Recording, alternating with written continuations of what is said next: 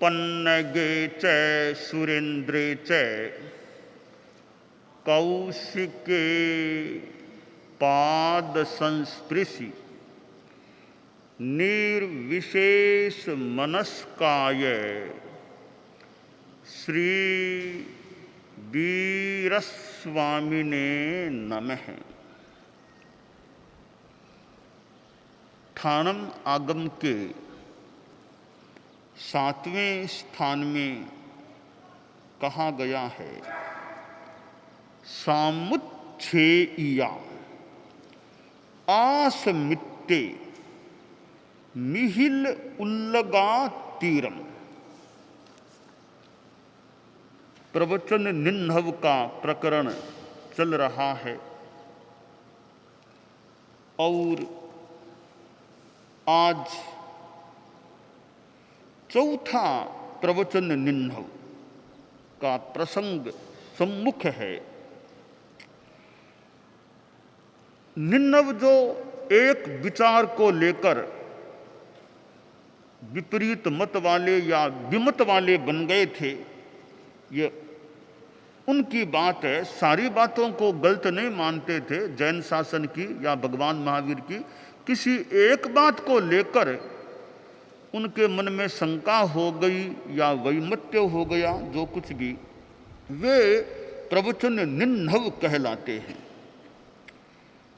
तो चौथा जो विचार था वो समुच्छेद का विचार था। समुच्छेद, सामुच्छेदिक विचार को मानने वाले सामुच्छेदिक या सामुच्छेदिक विचारधारा, इस विचारधारा के प्रवर्तक आचार्य अश्वमित्र हुए और इस निन्नव या विचार की उत्पत्ति मिथिलापुरी में हुई थी। प्रसंग यों बना कि भगवान महावीर के निर्वाण के 220 वर्ष पश्चात की बात है। आचार्य महागिरी एक बार मिथिला नगरी के लक्ष्मी गृह चैत्य में प्रवास कर रहे थे। आचार्य श्री का प्रवास हो रहा था और आचार्य महागिरी का शिष्य था कौंडिन्य और प्रशिष्य था अश्वमित्र। तो आचार्य वाचना दे रहे थे, अश्वमित्र को पढ़ा रहे थे और पूर्वों की वाचना, पूर्वों में जो 10वां अनुप्रवाद, 10वां पूर्व है विद्यानुप्रवाद, पूर्व 10वां है विद्यानुप्रवाद। उस पूर्व की नैपुणिक वस्तु जो अध्याय था उसका अध्ययन चल रहा था। अब पूर्वों जैसा साहित्य, ज्ञान, निधान, वाङ्मय अध्ययन में गहरी बातें भी आ सकती हैं और गहरी बात तो कुछ पढ़नी भी चाहिए। प्रतिभा हो, अच्छी हो तो पढ़ानी भी चाहिए योग्य विद्यार्थी को और पढ़नी भी चाहिए। कुछ गहरी बातों का अध्ययन करना चाहिए। एक तो ठीक हम सामान्य पढ़ लिया, अच्छा वो भी पढ़ा, वो अच्छा है। एक थोड़ा गहरा ज्ञान, तत्व ज्ञान, सिद्धांत का ज्ञान, वस्तु स्थिति का ज्ञान, वो कुछ गंभीर ज्ञान हो सकता है। दार्शनिक ग्रंथ होते हैं, उनमें गंभीरता भी हो सकती है। तो आचार्य महागिरी अपने प्रशिष्य को लगता है कुछ गहरी बात पढ़ा रहे थे, परंतु अब गहरी बात को पकड़ने वाला भी चाहिए, योग्य चाहिए। बाकी तो अपना अपना दिमाग है, होना चाहिए योग्य। हर किसी के सामने गहरी बात प्रस्तुत कर देते हैं तो वो पूरा न समझे बेचारे बात को बिखेर दे। मुझे थोड़ा स्मरण हो गया एक बात का, मैं भूल न करूं तो आचार्य महाप्रज्ञ जी ने एक संस्मरण फरमाया कि वे जब छोटे थे, बाल मुनि की अवस्था रही होगी, तो कोई तत्वज्ञानी संत कोई चर्चा कर रहे थे। चर्चा में यह बात उन्होंने मुनि जी ने बताई कि जैसे बीतराग साधु चलता है और बीतराग साधु के पांव से कोई जीव मर गया, हिंसा हो गई, जीव मर गया। अब जीव मरा उस समय, उस दौरान भी बीतराग के पुण्य का बंध हुआ। अब यह बात सुनीर बाल मुनि या छोटे आचार्य महाप्रज्ञ जी थोड़े चौंके कि यह कैसे हो सकता है कि जीव मरे पुण्य का बंध हो, यह कैसे हो सकता है। फिर प्रश्न उठाया, तब संभवतः मुनि जी ने ये बच्चे के सामने ये बात क्यों कह दी। नहीं नहीं, इस बात को घुमा, थोड़ा बात को पलट दिया, कर दिया कि ये बच्चा साधु है, यह क्या समझेगा कि पुण्य का बंध और जीव का मरना। तो फिर बात को थोड़ा सा और किसी तरह में ले लिया होगा। तो भी देखना सुनने वाला कौन है। तो आचार्य महाप्रज्ञ जी का एक तो बाद का स्वरूप था, एक बचपन का स्वरूप था। तो बचपन में तो बच्चे ही थे, तो बच्चे के सामने इतनी गहरी बात कि बीतराग के द्वारा जीव की हिंसा हो रही है, उस दौरान पुण्य का बंध हो रहा है, इतनी बात को बच्चा तो पकड़ना मुश्किल होता है। तो गहरी बात, कितनी गहरी बात किसके सामने प्रस्तुत करनी चाहिए। अब कुणाल जैसे, हमारे खुश जैसे बाल मुनि हैं, इनके सामने इनके लायक बात तो ठीक है, इनके लायक बात तो बता दें, और ज़्यादा गहरी बता दें तो पोटी छोटी है, छोटी पोटी और ज़्यादा डाल दे तो इसलिए वो योग्य व्यक्ति को देखकर बात तत्व की, सिद्धांत की प्रस्तुत करनी चाहिए। तो आचार्य महागिरि थे, उनका वह प्रशिष्य था अश्वमित्र। अश्वमित्र तो मैं नहीं कहता कोई कम प्रतिभा वाला रहा होगा, प्रतिभा रही होगी, भगवान जाने। परंतु जब आचार्य महागिरि ने वो 10वें पूर्व की नैपुणिक वस्तु का एक आलापक उनको पढ़ाया, बंचाया, बताया, उसमें यह बात आई कि उच्छेद, छिन्न छेद नय, छिन्न छेद नय के अनुसार एक नारक जीव पैदा हुआ, पहले समय में पैदा हुआ, विच्छिन्न हो गया, दूसरे तीसरे समय में पैदा हुआ, विच्छिन्न हो गया। यूं ये एक उच्छेदवाद की बात बता रहे थे, यूं सब जीव विच्छिन्न हो जाते हैं। यह बात उसने, अश्वमित्र ने सुनी। उसने सोचा, रे एक समय बाद तो विच्छिन्न हो जाते हैं, फिर पुण्य पाप का फल तो कैसे भोगा जाएगा, एक समय वार विच्छिन्न हो गया। तो उसने कुछ शंका सी की कि एक समय बाद तो विच्छिन्न हो जाते हैं, भगवान की वाणी है, सिद्धांत की बात है, फिर तो पुण्य पाप का भेदन कैसे हो सकता है। तो आचार्य बोले, रे यह जो बात आई है पूर्व में, यह छिन्न छेद नय की दृष्टि से है, यह ऋजु सूत्र नय का विचार है कि वर्तमान में है, बस वही है, वर्तमान में है वो है। वो ऋजु सूत्र वर्तमान को मानता है, भविष्य को नहीं मानता है, केवल वर्तमान को मानता है। तो ऋजु सूत्र के हिसाब से बात है कि एक वो पर्याय नष्ट हो गया, परंतु एक पर्याय के नष्ट होने से द्रव्य का सारा स्वरूप नष्ट नहीं होता है, एक पर्याय के नाश की बात है। तो आचार्य ने यूं उस प्रशिष्य को समझाने का प्रयास किया, पर वो कहा नहीं नहीं, ये बात नष्ट हो जाता है, नष्ट हो जाता है, छिन्न हो जाता है। तो मेरे दिमाग में समुच्छेदवाद है, सब एक समय के बाद नष्ट हो जाता है। आचार्य श्री ने उसको भी ऐसे मत करो तुम, ये पूर्व की बात है, नए सापेक्ष बातें हैं, नए विहीन नहीं, नए सापेक्ष बात है, एक नए से यह बात है, कोई सारा द्रव्य नष्ट नहीं होता है, कि नहीं नहीं समुच्छेदवाद है, बस नष्ट हो जाता है, तो नहीं माना। तो भी एकदम जैन शासन की तुम मान्यता से विपरीत प्ररूपणा करते हो, या तो मान्य सिद्धांत को स्वीकार करो, जो जैन शासन में सम्मत है उसको स्वीकार करो, अन्यथा कुछ कड़ा कदम लेना उठाना पड़ेगा कि नहीं मैंने जान लिया समुच्छेदवाद है, एक समय बाद विच्छिन्न हो जाता है। तो नहीं माना तो आचार्य ने उसको अलग कर दिया, धर्म अपने संघ समुदाय से अलग कर दिया। उसने अपना सिद्धांत समुच्छेदवाद, एक समय के बाद विनाश होता है, यह समुच्छेदवाद सिद्धांत को लगता है उस एकांगी दृष्टिकोण से पकड़ लिया। नए सापेक्ष बात तो ठीक हो जाती, पर एकांगी रूप में स्वीकार कर लिया कि एक समय बाद समुच्छेद हो जाता है, तो उसका सिद्धांत हो गया यह समुच्छेदवाद, वो हो गया सामुच्छेदिक मान ले जो भी।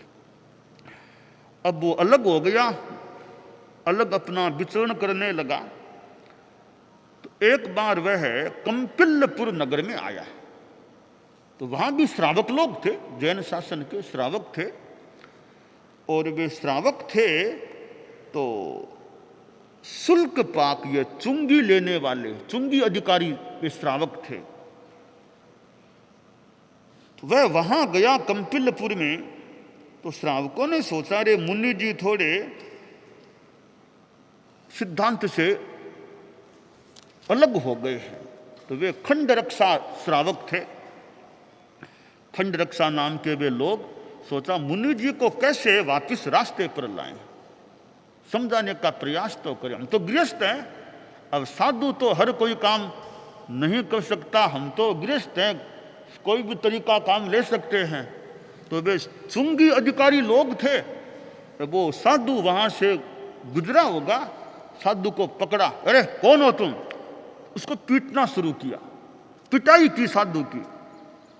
साधु बोला अरे मैंने तो सुना था कंपिलपुर में श्रावक लोग रहते हैं, आपका नाम सुना, खंड रक्षा श्रावक है, हाँ हम खंड रक्षा। अरे तो आप श्रावक को, श्रमणोपासक, साधु को पीटते हो, यह कोई तरीका है? श्रावक तो भक्त होता है, वंदना करता है, भक्ति करता है, यानी आप लोग साधु को पीटते हो, यह कोई श्रावकत्व है क्या आपका? यह तब श्रावक बोले कि मुनि जी श्रावक हैं कौन और साधु हैं कौन? श्रावक थे वो तो एक समय के बाद नष्ट हो चुके हैं, जो प्रव्रजित हुए थे, साधु बने थे, वो भी एक समय के बाद विच्छिन्न हो चुके हैं। अब कौन तो श्रावक है, कौन साधु है? आप तो चोर भी हो सकते हो, हम तो पिटेंगे आपको। हम यह जो बात कह रहे हैं वो आपके मत के अनुसार कह रहे हैं, आपका मत सिद्धांत है समुच्छेदवाद, एक समय के बाद विनाश हो जाता है। तो जो श्रावक बने थे आपके मत के अनुसार एक समय के बाद उनका तो विच्छेद हो गया, वो खत्म हो गए। साधु जो बने थे, आप बने थे, एक समय के बाद साधु भी विच्छिन्न हो गया। तो वर्तमान में न श्रावक है न साधु, हम आपको पीट रहे हैं। अब दिमाग ठनका, तब साधु बोला जी नहीं मेरी भूल हो गई, मेरी भूल हो गई, अब मैं बात को समझ गया हूं कि ऐसे समुच्छेद नहीं होता है। तो फिर उसने बात को स्वीकार कर लिया कि नहीं मेरा यह समुच्छेदवाद जो मैंने एकांगी रूप में पकड़ लिया था वो मेरी धारणा में गलत मानता हूं, और अब मैं वापस ठीक चिंतन में आ रहा हूं। और फिर वह प्रतिबुद्ध होकर के जैन संघ में वापिस सम्मिलित हो गया। समुच्छेदवादी जो हैं उनका यह सिद्धांत है कि प्रत्येक पदार्थ का विनाश हो जाता है, और ये थोड़ी एकांत रूप में पकड़ लिया होगा बात को। हालांकि विच्छेद की बात भी ठीक है पर सापेक्ष है, एकांत विच्छेद मान ले तो गड़बड़ हो सकती है। तो यह सामुच्छेदिक लोगों का सिद्धांत रहा है कि प्रत्येक पदार्थ का संपूर्ण विनाश हो जाता है, और वे एकांत समुच्छेद का निरूपण करते हैं। पर यह जो अश्वमित्र था, जो इस समुच्छेदवाद का प्रवर्तक था, आचार्य था, वो आखिर समझ करके वापस संघ में सम्मिलित भी हो गया था। तो यह एक प्रसंग है कि किस प्रकार जैन शासन में यह मतभेद की स्थितियां पैदा हुई हैं। और हालांकि मतभेद तो हुए ही हैं, निन्नव तो हमारे यहाँ प्रसिद्ध 7 हैं, पर मतभेद तो हैं ही, हुए ही हैं। यह देखिए, अब दिगंबर और श्वेतांबर, अब 2 धाराओं में जो दूरी हुई है वो भी एक प्रकार से मतभेदी है। अब एक समुदाय का मत है कि साधु को कपड़ा नहीं रखना, कपड़ा रखना मान लो नहीं कल्पता। दूसरी परंपरा कपड़ा रखने को भी कल्पनीय मानती है। यह मतभेद की बात है, वस्त्र को लेकर मतभेद है। साध्वी की मुक्ति, दिगंबर परंपरा साध्वी की मुक्ति नहीं मानती, श्वेतांबर परंपरा में साध्वी की भी मुक्ति मानी गई है। केवली का आहार है, तो दिगंबर केवली का आहार स्वीकार नहीं करते संभवतः, श्वेतांबर आश्रय केवली का आहार भी स्वीकार। यूं ये मतभेद है। और आगे हम देखें, यह तो दिगंबर श्वेतांबर का मतभेद है। फिर देखें, मूर्ति पूजा अमूर्ति पूजा का मतभेद है जैन शासन में। एक विचारधारा मूर्ति पूजा को ठीक मानती है, उनके मंदिर मूर्ति जैसी चीजें होती है। दूसरी विचारधारा अमूर्ति पूजा की है, वह विचारधारा मूर्ति पूजा में विश्वास नहीं करती है। यह भी जैन शासन में मतभेद है। और आगे देखें हम, जो अमूर्ति पूजक हैं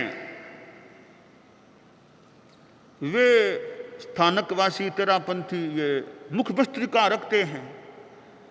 और कितने जैन शासन के साधु मुख भस्त्रिका यूं धारण नहीं करते हैं, यूं कान में डोरा लगा करके नहीं बांधते हैं।